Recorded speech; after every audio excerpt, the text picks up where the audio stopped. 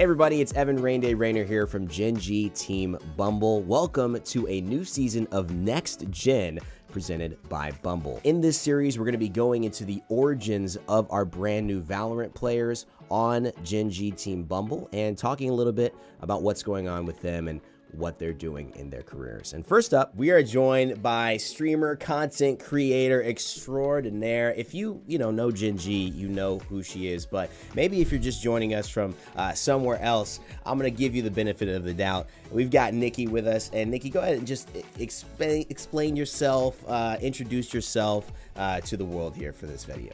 My name is Nikki Taylor. I'm a singer, I'm a streamer. I play League of Legends almost every day. I sang a couple of the songs that are in League of Legends.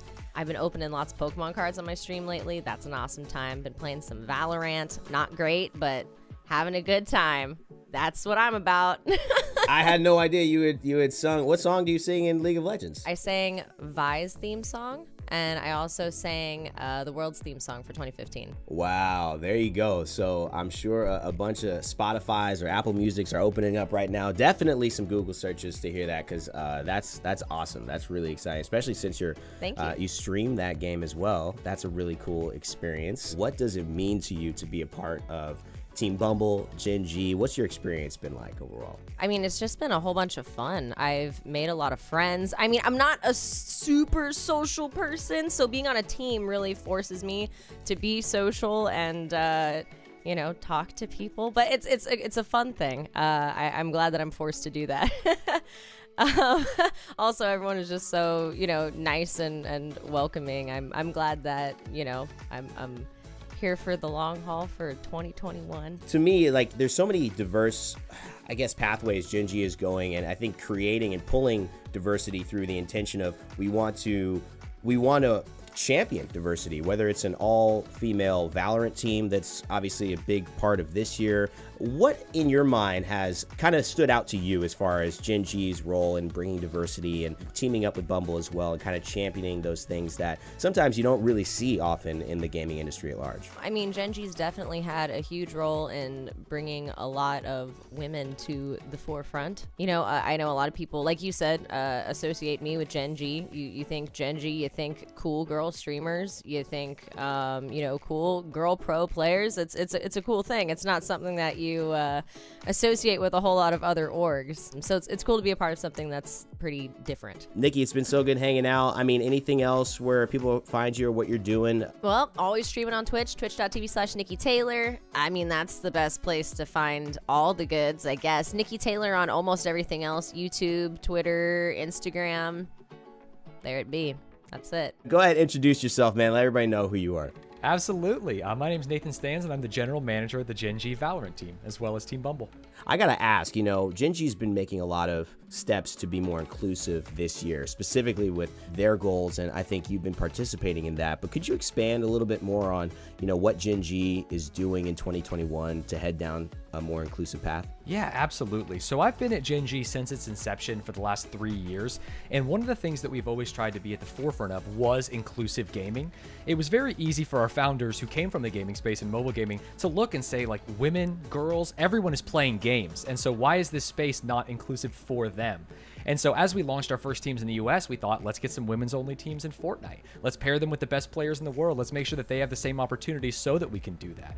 And as we get bolder and as the organization grows, we're able to do more. We're able to provide scholarships for not only women, but other people who are maybe not as included in the gaming community. We're able to found more teams. We're able to partner with some leagues that we're in our others. So for example, we're with Riot, where we have a team in the LCK, but they put out Valorant, and we say, this is a great opportunity. We're going to have multiple Valorant teams. We're going to let women be on our Valorant teams. We're going to do everything we can to make sure that we are pushing gaming. Talk to me why Gen.G has been so focused on Valorant this year. So everyone has been focused on Valorant. I think there's 2 reasons. One, it's a fun game. Everyone, we talked about liking to game. I actually had to jump out of a Valorant game before this interview just because I was playing it in my spare time. And for 2, like I mentioned earlier, Riot is such a trusted partner. We know that they're going to do everything they can to help us succeed as an esports team, to help our players succeed, to make sure that everyone is, making money, living a stable life, having a career in their game, and it's only the beginning.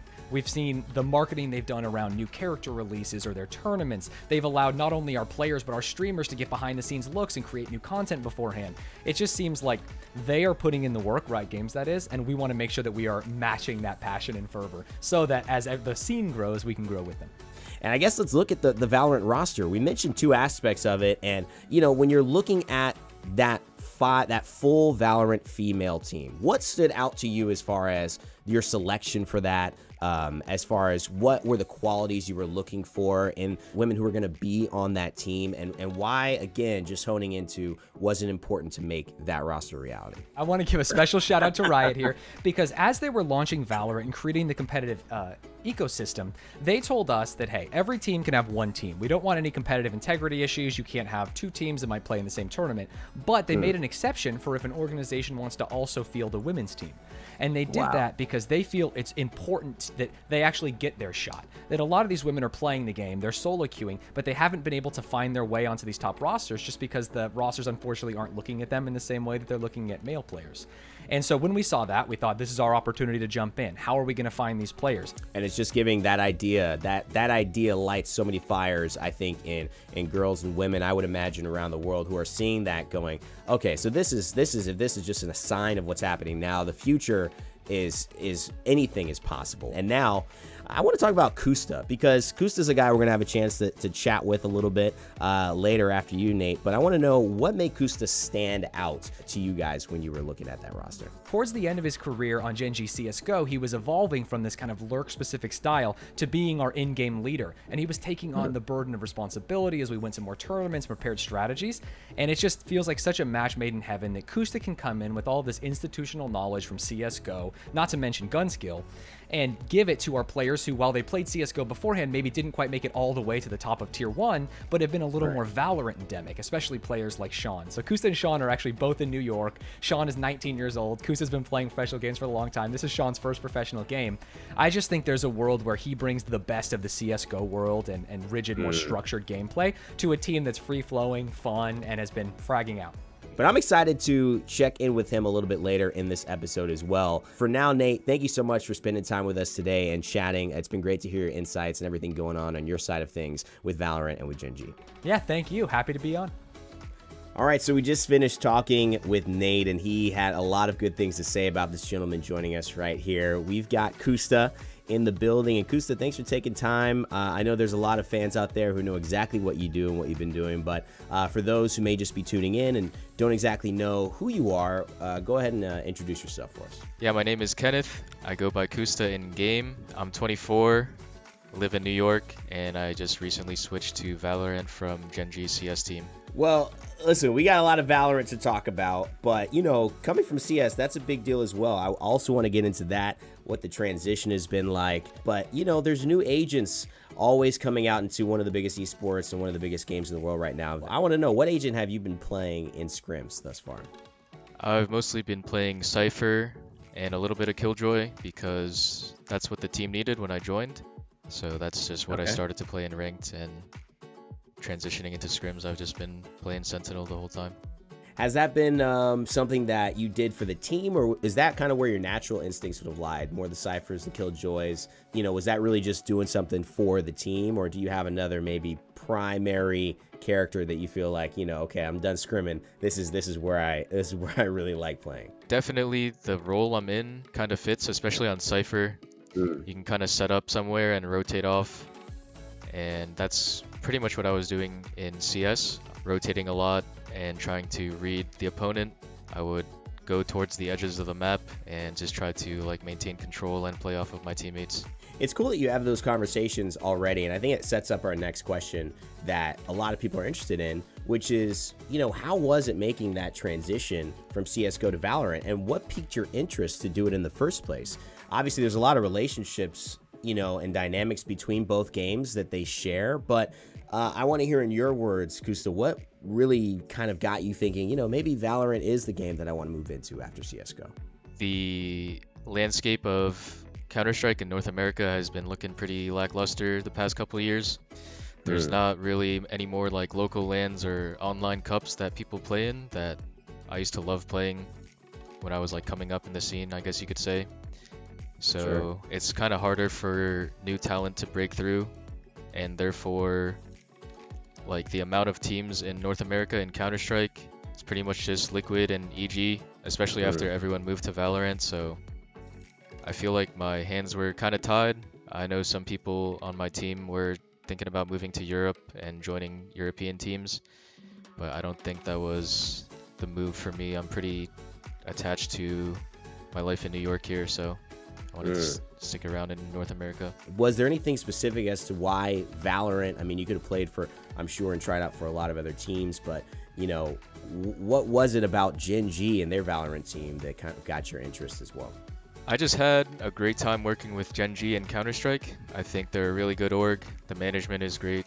We all get along, I think. I hope. And yeah, just my interactions with everyone at the org has been very good, and I just wanted to stick around and support them if I could, and maybe get that back as well. That's awesome, man. It's definitely very family oriented, I think, and so professional as far as the management too, that we all feel taken care of. But I want to know, there's a new challenge, not only just jumping into a new team, a new game, but getting to know your teammates. You have to do it a little differently this time around. There's not really a lot of easy lands or, you know, training camps without everybody getting COVID tested and really isolating, and especially if you're going to go back to an environment that has family members. So how has it been for you in this world we live in, getting to know a lot of your teammates just through online? Has that eased the process? Has it been something you've found naturally goes well for you, or has there been some difficulties in making that like full human connection, really that full teammate bond yet, because it's not so easy to have those personal interactions right now? I think it's hard to actually build like a deeper bond without being in person, but you know, I've been playing games my whole life online, and I think it's pretty natural to me at this point to be able to establish like good and fun rapport with people I meet online. So it's been fun. We've been joking around and just having fun. Really, for me, when you find that person that you like clicking with, or maybe it's somebody who has a role that kind of connects with yours in the team, is there somebody who fills that as far as a personality that in your eyes, KOOSTA, just stands out to you, or is maybe you click really well with on the team right now that has kind of helped you to, you know, find that place? Maybe not your best buddy, but somebody who you say, you know, this personality really does, you know, give me energy, or I really feel like it's a big part of my experience on the team. Yeah, I think honestly everyone has been doing a really good job of kind of bringing me in. We just, like I said, we just joke around a lot, and as far as out of the game, like, that's kind of how it goes. In game, I feel like I have a lot of chemistry with Michael, play a lot of sites together, and I feel like we are kind of on the same page without talking a lot of the time. I'm really excited for you, though, and I want to know, what do you think 2021 holds for you? I mean, whether as a team or individually, do you have any goals that you're working forward or towards? I mean, it could be personal, it could be team-oriented, like I said. It could be health-wise, you know, but what are you kind of working for? What's KOOSTA's 2021 look like? For me right now, I'm still pretty new to the game. I've only been playing for around 2 weeks. So my number one goal is just to become more comfortable with the mechanics. Like movement and stuff is very similar to Counter-Strike, but there are different things that you can kind of abuse to get more of an advantage when you're fighting someone. And those are some of the things I've yet to master. So that's one of my personal goals. Honestly, I've just been trying to improve myself as a Valorant player. So I haven't been thinking about the team too much, but I have been trying to add a little more structure to the way we play, and just trying to promote conversation. I think that's gonna be a team goal coming up, is just trying to promote healthy conversation where we can criticize each other but are willing to learn from each other without having our feelings hurt. That's awesome, man. That's a great goal, and we look forward to watching you guys succeed this year, grow, and make some great memories that hopefully we all remember for years to come. Awesome, man. Well, KOOSTA, thanks so much for hanging out with us and spending some time on today's episode. We really appreciate it. Thanks for having me.